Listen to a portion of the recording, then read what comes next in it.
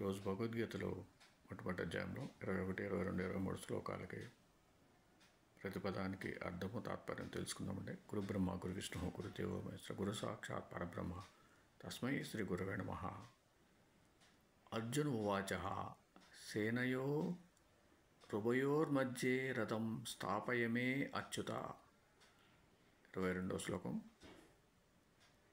యావదేతాన్నిరీక్షే అహం యోద్ధుకామా నవస్థితాన్ కైర్మయా సహ యోద్ధవ్యం అస్మిన్ రణసముద్యమే. 23వ శ్లోకం.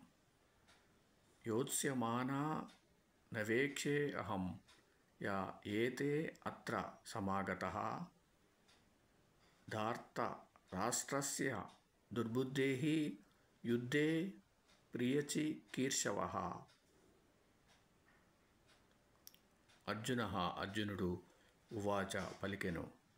అహం నేను యోద్ధుకామాన్ యుద్ధం చేయగోరి అవస్థితాన్ ఉన్న ఏతాన్ వీరిని యావత్ నిరీక్షే చూస్తాను.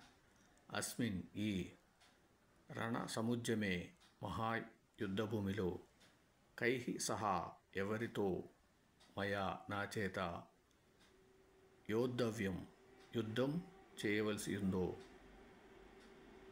అత్ర ఇక్కడ యుద్ధే యుద్ధంలో దుర్బుద్ధేః దుష్టబుద్ధి అయిన ధార్త రాష్ట్రస్య దుర్యోధనునికి యుద్ధే యుద్ధంలో ప్రియచికీర్షవః ప్రియాన్ని చేకూర్చదలిచిన వారు ఏతే ఏ వీరులు సమాగతాః అరుదించిరో యోత్స్యమానాన్ యుద్ధాభిలాషులైన ఏతాన్ అట్టి వీరిని అహం నేను యావత్ అవేక్షే చూస్తాను. అచ్యుత కృష్ణ. ఉభయోః రెండు సేనయోః మధ్యే సేనల నడుమ మే నా రథాన్ని స్థాపయ నిలుపు.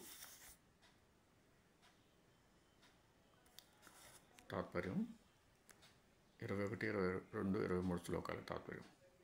అర్జునుడు పలికెను. నేను యుద్ధం చేయగోరి వచ్చిన వీరందరినీ చూస్తాను. ఈ మహాయుద్ధంలో ఎవరెవరితో పోరాడవలసి ఉందో గ్రహించి దుర్బుద్ధి అయిన దుర్యోధనుని ప్రియకాములైన ఏ వీరపురుషులు యుద్ధం చేయడానికి ఈ కురుక్షేత్రానికి అరుదించారో వారిని చూడాలి. కాబట్టి శ్రీకృష్ణ ఉభయ సైన్యానికి మధ్యలో నా రథాన్ని నిలుపు. ఓం సమ సద్గురు సాయినాథ్ మహారాజ్కి జయ. ఓం సమ సద్గురు భరద్వాజ్ మహారాజ్కి జయ. ఓం నమో వాసుదేవాయ నమః.